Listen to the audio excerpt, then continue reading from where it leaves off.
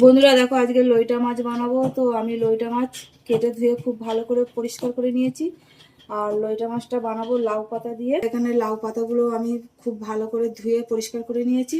তো চলো, তার আগে আমি মাছে মশলা দিয়ে দেবো। আদা, রসুন, কাঁচা লঙ্কার পেস্ট দিয়ে দেবো, হলুদ, নুন দিয়ে দেবো, ধনে গুঁড়ো, জিরে গুঁড়ো, অল্প ঝাল লঙ্কার গুঁড়ো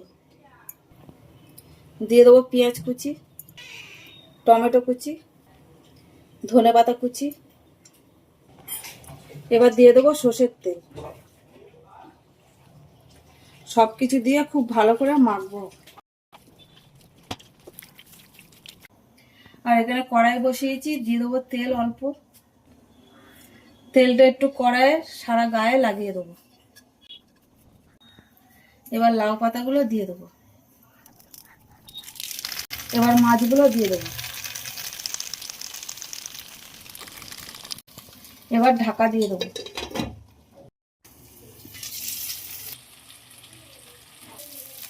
তো বন্ধুরা দেখো, লাউ পাতা দিয়ে লইটা মাছ কিন্তু একদম হয়ে গেছে। আর এবার নামিয়ে নেবো, প্লেটে তুলে তোমাদেরকে দেখাই।